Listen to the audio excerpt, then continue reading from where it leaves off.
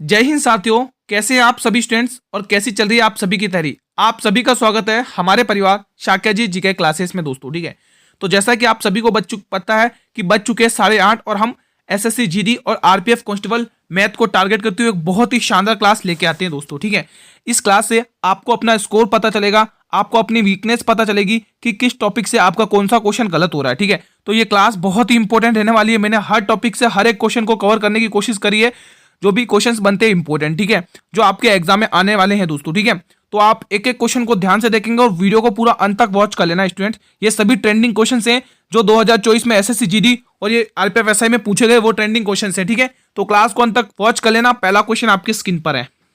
इसके बाद हमारी जीके जीएस की बहुत ही शानदार क्लास आएगी 8 बजे के बाद, है ना। 8 बजे हमारी लाइव क्लास आएगी जीके जीएस की।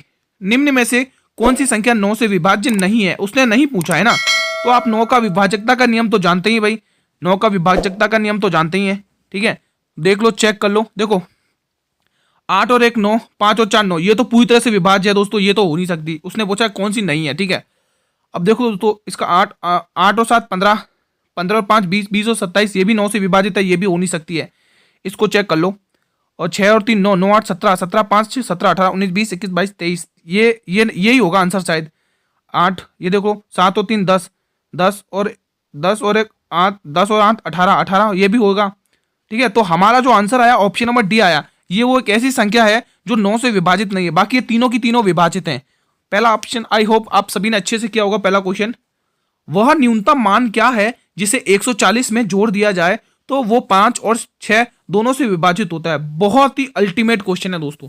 अब आपको दोस्तों यहां पर 140 रखना है। ठीक है, यहां पर 140 रखना है और इसमें ऐसा वो कौन सा नंबर, यहां पर ऐसा वो कौन सा नंबर जोड़ा जाए जिसमें डिवाइड करने पर शेषफल रिमाइंडर आपका 5 और 6 बचे। ठीक है, अब एक बार आप 12 रखकर देखिए।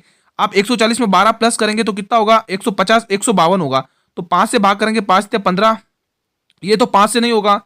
ठीक है, तो यहाँ पर ये 5 रिमाइंडर बचा ही नहीं रहा है। 20 से करके देखिए, ये तो पूरा पूरा डिवाइड जा रहा है। 20 भी नहीं होगा, ये तो पूरा पूरा डिवाइड जा रहा है।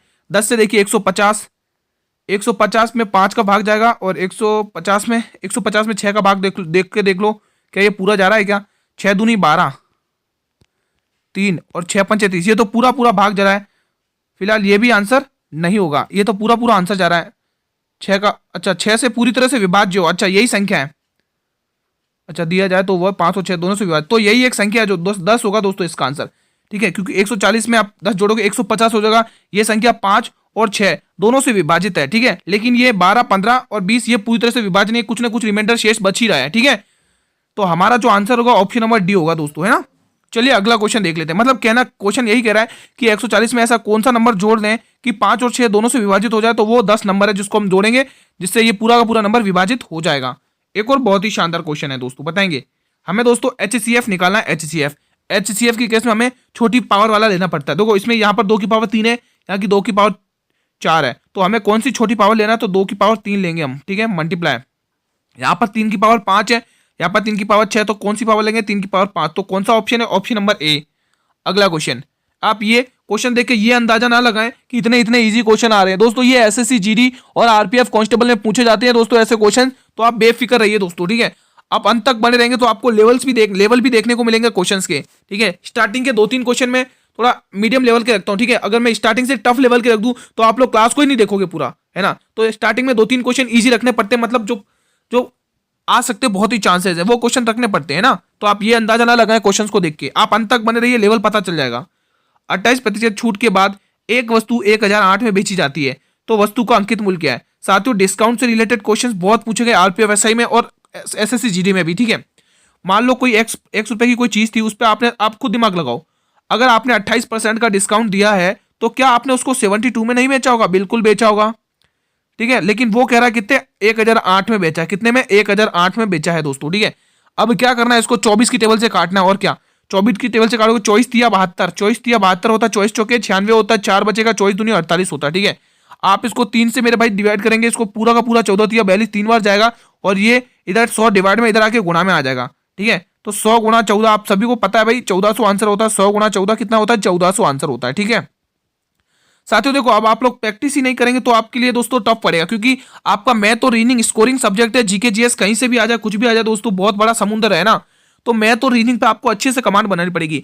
आपकी कमांड बनाने के लिए मैं डेली क्लास लेके आ रहा हूं, हर टॉपिक से क्वेश्चन उठा रहा हूं, ताकि आप ये एनालाइज कर सकें कि आपका कौन सा टॉपिक से क्वेश्चन गलत हो रहा है, किस पर आपको कमांड बनानी है ना। तो आप इसीलिए मैं हर टॉपिक से क्वेश्चन लाने की कोशिश कर रहा हूं। एक दुकानदार अपने सामान पर 25% अधिक मूल्य अंकित करने के बाद उसे 5% की पर बेचता है, 5% के लाभ पर बेचता है। दुकानदार द्वारा दी जाने वाली छूट का प्रतिशत क्या है? साथियों, ऐसे क्वेश्चन जब भी आए अब ध्यान रखना, तीन चीजें होती हैं, क्रय मूल्य, विक्रय मूल्य,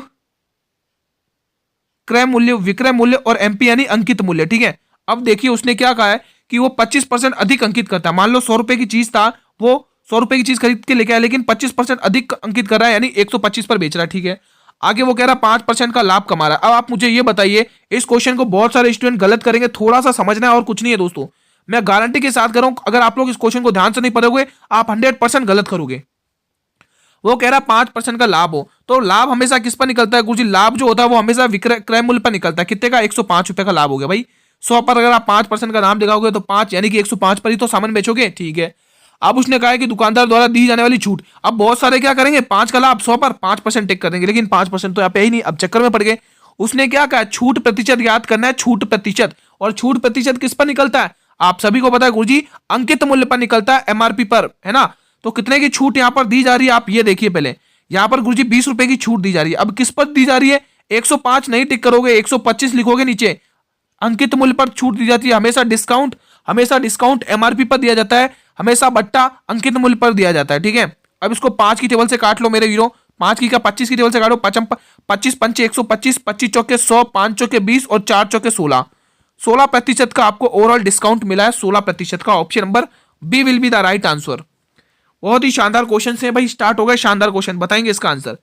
यदि आशा लक्ष्मी से 4 वर्षों की अवधि के लिए 5200 रुपए उधार लेती है, यदि आशा को 4 वर्ष के अंत में 20,800 रुपए ब्याज देना है, तो वार्षिक साधारण ब्याज की दर क्या होगी? बताएंगे दोस्तों। यदि आशा लक्ष्मी से 4 सालों के समय के लिए 52,000 रुपए का उधार लेती है, यदि आशा को 4 वर्ष के अंत में 20,800 रुपए ब्याज देना है, तो वार्षिक साधारण ब्याज की दर क्या होगी?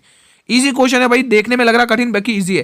देखो उसने ब्याज दे रखा है कितना, 20,800, यहाँ पर ब्याज दे रखा है 20,800। आप सभी को पता है हम साधारण ब्याज कैसे निकालते हैं, पीआरटी अपॉन 100 करके निकालते कि नहीं निकालते।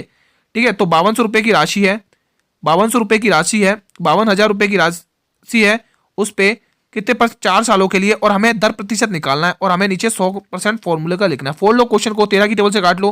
पहले तो 2 जीरो से 2 जीरो हटाओ, 1 जीरो से 1 जीरो हटाओ, 13 की टेबल से काटो, 13 की टेबल से काटो, 13 एकन 13, 7 बजे 13 छंग 78 और 0 160 आ गया, और 13 चौके 52। ठीक है, अब 4 की टेबल से काट लो इसको, 4 की टेबल 4 एकन 4, 4 की टेबल से काटो, 4 चौके 16, 40 बार गया। ठीक है, अब 4 की टेबल से यहाँ पर काटेंगे 10, तो आपको साफ पता चल गया कि गुरुजी 10% की दर निकल कर आई है। Option number A will be the right answer.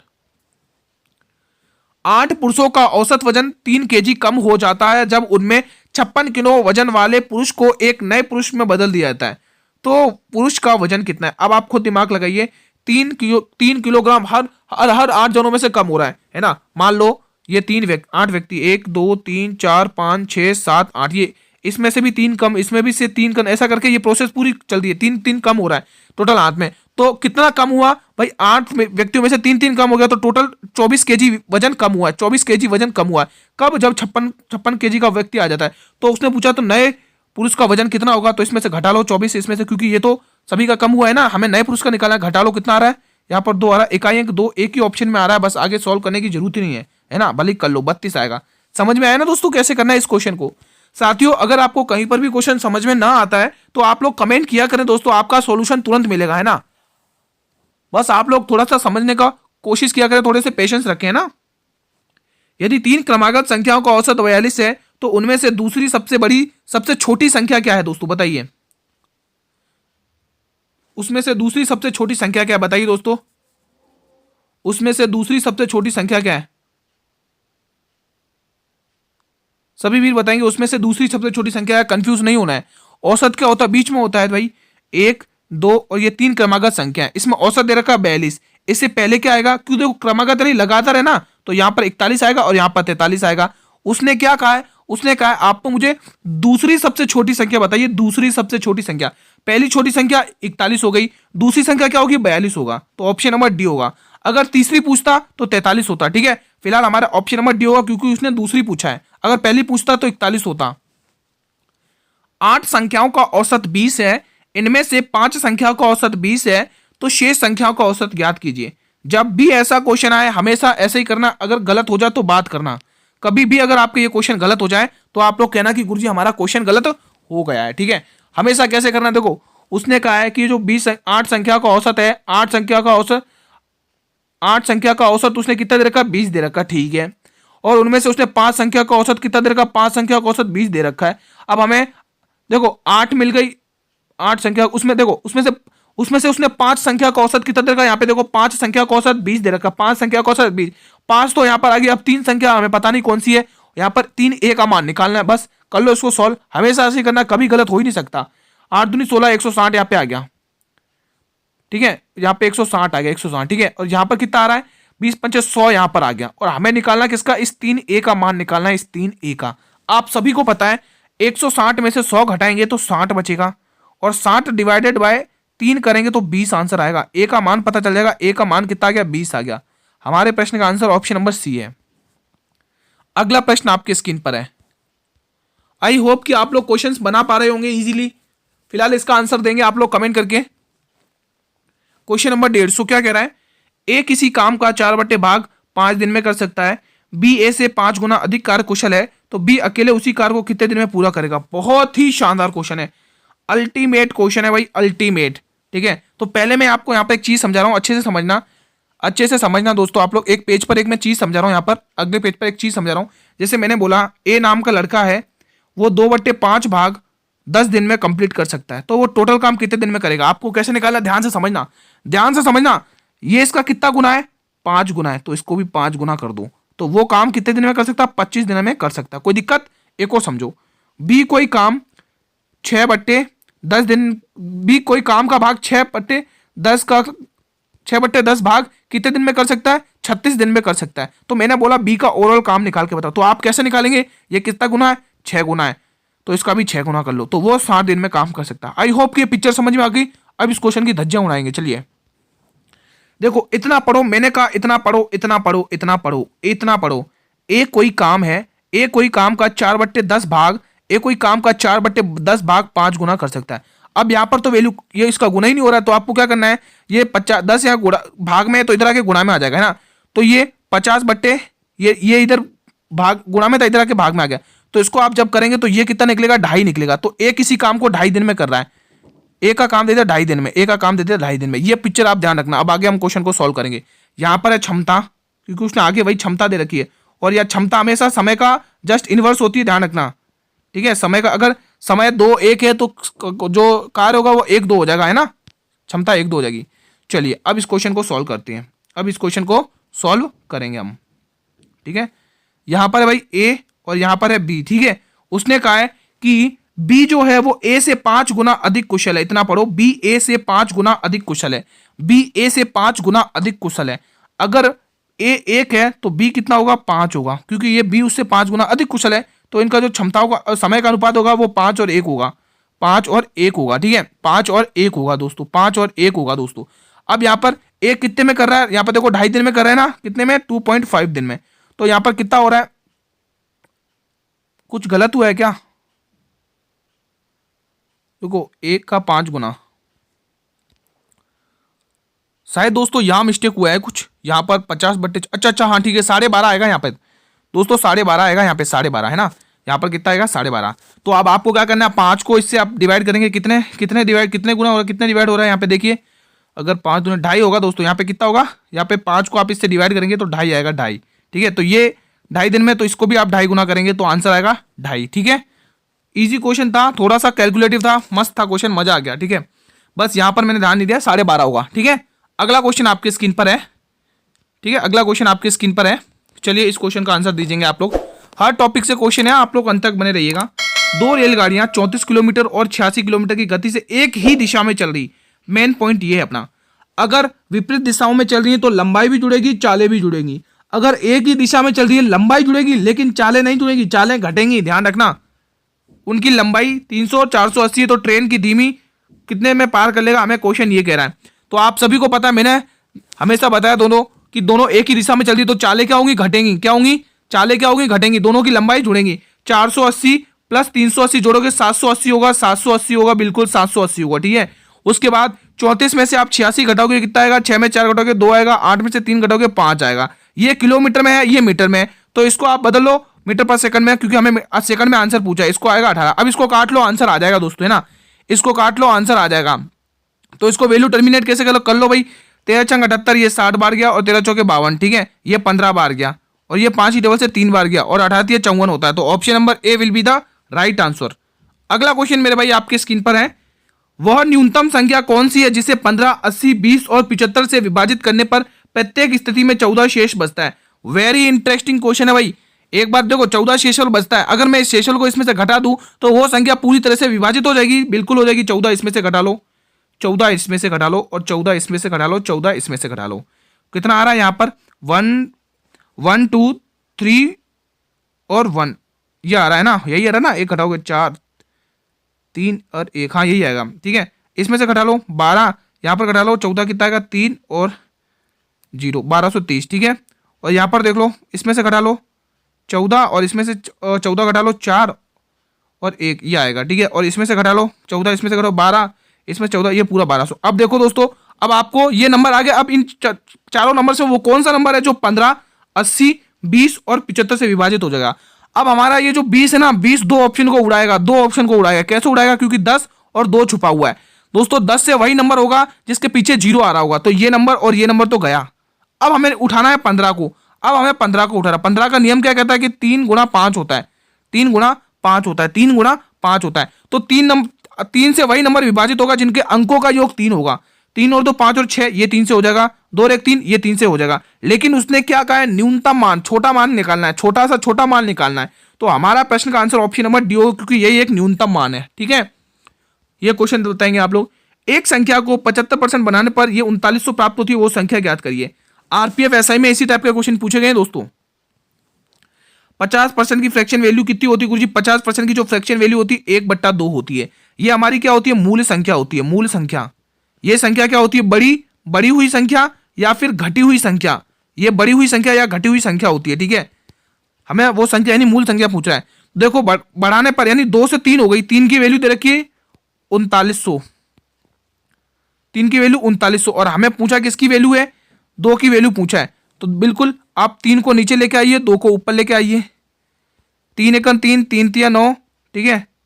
और 3 एकन 3, 2 3, 3 की वैल्यू 3 एकन 3, 3 तिया 9, 13 दूनी 2600 आ रहा है। इसमें आंसर कुछ अलग आ रहा है क्या। रुको एक बार और सही से करते हैं इसको, 1 मिनट, इसको थोड़ा रफ कर लेते हैं, फिर एक बार और सही से देखते हैं। एक संख्या को 50% बढ़ाने पर अच्छा ठीक है, प्राप्त होती है, ठीक है, ठीक है।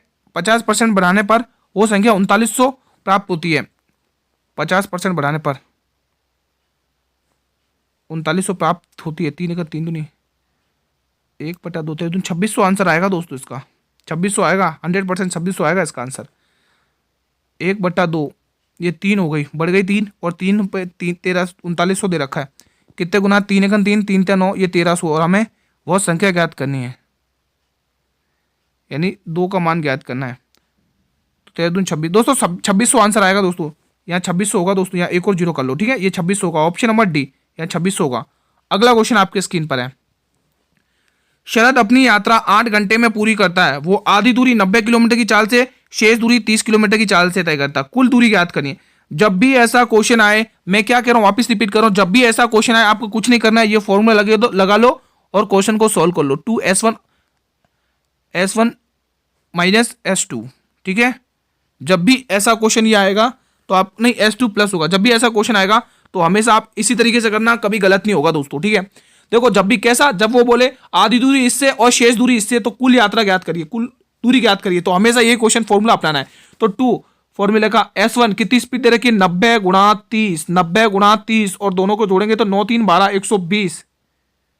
चलिए अब, और हमें कुल समय दे रखा उसने 8 घंटे। अब इस क्वेश्चन को सॉल्व कर लो। देखो 30 तिया 90 और 30 चौके 120, ठीक है। अब देखो 30 यहाँ पे 30 है, ठीक है, और 4 की टोल से 2 बार जाएगा, ठीक है। अब देखो करना कैसे, 3 दूनी 6, 6 तिया 18, 18 दूनी 36, 18 दूनी 36, और एक वो 0, 360। ठीक है, तो option number D will be the right answer. अगला क्वेश्चन, 110, 11 और 220 का लघुत्तम समापवर्तक यानी कि एलसीएम एलसीएम एलसीएम लघुत्तम समापवर्तक और एचसीएफ महत्तम समापवर्तक ज्ञात कीजिए। बताइए इस प्रश्न का आंसर। इस प्रश्न का आंसर बताएंगे मेरे वीर, सभी वीर बताएंगे। बहुत ही इजी क्वेश्चन है, कोई टफ नहीं है। ठीक है, हमें पता है दोस्तों 110 और 11 और 220 का इनका दोस्तों एलसीएम क्या होता है। एलसीएम आप सभी को पता है, एलसीएम कितना होगा भाई 220 होगा। कितना होगा 220। और इनका एचसीएफ कितना होगा 11। वो 11 एक ऐसी संख्या है जो इन दोनों को विभाजित कर सकती है। इनका अनुपात पूछा है, तो इनका अनुपात कितना होता है, ये 220 है। ठीक है, इनका अनुपात कितना यहाँ पर 220 है। इनका अनुपात क्या होता है 11 दूनी 22, 20 और 11 एकम 1, यानी 20 और 1 अनुपात होगा 20 और 1। 20 और 1 किस ऑप्शन में 20 और 1 है, ऑप्शन नंबर डी में है। अगला क्वेश्चन, दो संख्याओं का अनुपात 5 और 6 है, यदि इनका गुणनफल 1920 है तो दोनों संख्याओं का योग कितना है। अति महत्वपूर्ण क्वेश्चन है, ऐसे क्वेश्चन आरपीएफ एसआई में पूछे गए हैं। ठीक है, रेशियो एंड प्रोपोर्शन में भाई दो संख्याओं का अनुपात दे रखा है 5x गुणा, उन्होंने गुणनफल दे रखा है ना, तो हम इसलिए गुणा का साइन लगाएंगे। हमारा गुणनफल इतना है, लेकिन वो कह रहा है 1920 है, 1920 है। ठीक है, अब आप कर लो इसकी, अगर आप 6 5 30, 3 6 18, 180 12, 3 6 12, 30 की टेबल से काट लो, यहाँ एक्स स्क्वायर हो जाएगा क्योंकि ना, और यहाँ पर 30 की टेबल से काटेंगे 3 छंगे 30 छक्के 180 होता है, 30 छक्के 180, 12 बचेगा, 3 चौके 12। तो एक्स का मान पता चल गया आपको, ये रूट हटके इधर आ जाएगा, इस पे है ना रूट हटके ये इधर से हट जाएगा, इधर लग जाएगा, तो 8 आ गया। एक्स का मान 8 आ गया। उसने बोला दोनों संख्याओं का योग ज्ञात करके बताओ। तो देखो एक्स का मान 8 आ गया, तो 8 को 5 से गुणा करो, और 8 को 5 और 6 को 8 से गुणा करो, बस दोनों संख्या का और योग कर लेना, दोनों संख्याओं का योग कर लेना। तो कितना आ रहा है यहाँ पर करने पर 8 5 40 और 8 छंग 48, कितना आ गया 40 40 80, 80 और 8 88, 88 आ गया। किस ऑप्शन में, ऑप्शन नंबर ए बी में। अगला प्रश्न आपके स्क्रीन पर है, 15% और 10% की दो छूटों का समतुल्य एकल बट्टा ज्ञात कीजिए। दोस्तों जब भी आपको क्वेश्चन है इसी फॉर्मूले सॉल्व करना है, एक्स वाई वाले पे है ना, छूट निकालनी है आपको, छूट निकालनी है 15 गुणा 10 अपॉन 100, छूट निकालनी है। ठीक है, देखो 0 से 0 गया, ठीक है, 1 0 से 0 गया। अब यहां पर क्या आएगा 1.5 आ जाएगा, 1.5 आ जाएगा। इसको जोड़ो कितना होगा 25 माइनस 1.5। अब देखो 25 में से 1 घटाओगे तो 24 आएगा, 24.5 ऑप्शन नंबर डी। कितना आएगा 24.5। रुको कहीं रुको, 1 घटाएंगे 24 आएगा, 24 में 23.5 आएगा। मैं भी कहाँ जल्दबाजी के चक्कर में गलत कर रहा हूँ, यहाँ पर ऑप्शन नंबर सी आएगा, सी आएगा, है ना, क्योंकि अपन इसमें से 1.5 घटाएंगे, एक 24 हो जाएगा, 24 में 5 और घटाएंगे तो 23.5 आएगा, 23.5%। ठीक है, आई होप गाइज आपको ये समझ में आया होगा। अगला क्वेश्चन आपके स्क्रीन पर है, किसी संख्या के 20% का 25% 250 के बराबर है, तो उसी संख्या का 35% पूछ रहा है, यानी कि 7 का मल्टीपल ढूंढ लो, काम हो जाएगा। 7 का मल्टीपल ढूंढो, आप एक झटके में क्वेश्चन को फोड़ोगे। 7 दूनी 14, 3 बचेगा, 7 दूनी 14, 3 बचेगा, 7 5 35, ये पूरा यही आंसर होगा दोस्तों, 100% यही आंसर होगा। 7 दूनी 14, 2 बचेंगे, 7 1 की 4, ये नहीं जा रहा, ये नहीं होगा। 7 1 7 16 जाएगा, 7 दूनी 14, ये भी नहीं होगा। 7 1 7, 1 बचेगा, 7 दूनी 14, 3 बचे, ये भी नहीं होगा। देखो आंसर यही होगा गारंटी के साथ। चलिए पूरा सॉल्यूशन करके बता रहा हूँ आपको, ये स्मार्ट अप्रोच अपने दिमाग में रखनी है दोस्तों, है ना। 35 का मतलब 7 छुपा हुआ है, 7 5 35 होता है, मैंने वही किया है। चलिए एक बार पूरा सॉल्यूशन बता देता हूँ। किसी संख्या का 20% यानी 1/5, 20% की फ्रैक्शन वैल्यू लिख रहा हूँ डायरेक्ट, ताकि हमारा कैलकुलेशन लंबी ना पड़े। 25% 1/4 के 250 के बराबर है। ठीक है, 250 के बराबर है। उस संख्या का यानी इसी संख्या का 35% की फ्रैक्शन वैल्यू होती है 7/20।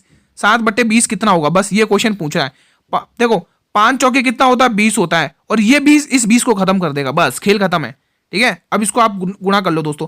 25 7 कितना होता है 175 होता है, और 0। देखो दोस्तों मैंने कहा था ना आंसर यही आएगा, क्योंकि मैंने 35 देख लिया तो मैंने 7 का मल्टीपल देख लिया है।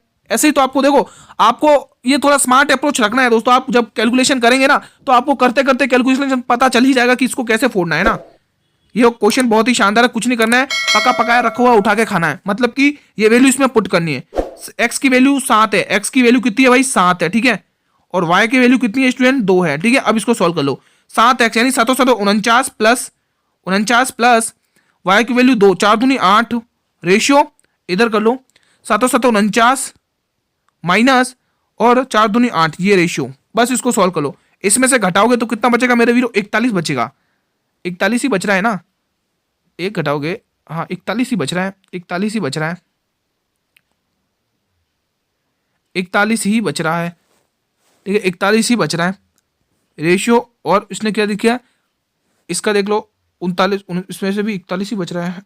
अच्छा ये तो प्लस होगा ना यार, क्या है प्लस होगा ना, यहाँ पे तो प्लस का सिंबल है ना। तो 49 में 8 प्लस करो, 49 में 1 प्लस करोगे 50 और 57, यहाँ पर कितना का 57। देखो पहले में 57 आ रहा है, तो ऑप्शन आप देख सकते हो और टिक करके आगे बढ़ सकते हैं, ठीक है। ऑप्शन आप देख सकते हो और टिक करके आगे बढ़ सकते हैं। इसमें से घटाओगे 41, ठीक है, ऑप्शन नंबर बी। अगला क्वेश्चन, ये क्लास का अंतिम प्रश्न है। रोशनी और मीरा की वर्तमान आयु का औसत 28 वर्ष है। यदि मीरा रोशनी से 6 वर्ष बड़ी है तो रोशनी की आयु ज्ञात करिए। दोस्तों ध्यान रखना, अगर कोई बोले ना 6 वर्ष बड़ी है, 6 वर्ष कम है, छोटी है, तो ये उनका अंतर होता है। क्या होता है, अंतर होता है। यानी कि रोशनी प्लस मीरा, इनकी जो वर्तमान आयु का औसत है वो 28 वर्ष है, 28 वर्ष है। और मीरा प्लस रोशनी, मीरा और दोस्तों यहाँ पे मीरा और माइनस रोशनी आएगा। क्यों आएगा माइनस, क्योंकि उनकी आयु का अंतर दे रखा है। मैंने कहा ना अंतर आएगा दोस्तों तो हमेशा वैल्यू माइनस में आएगी। कितनी वर्ष बड़ी है, 6 वर्ष बड़ी है, 6 वर्ष बड़ी है।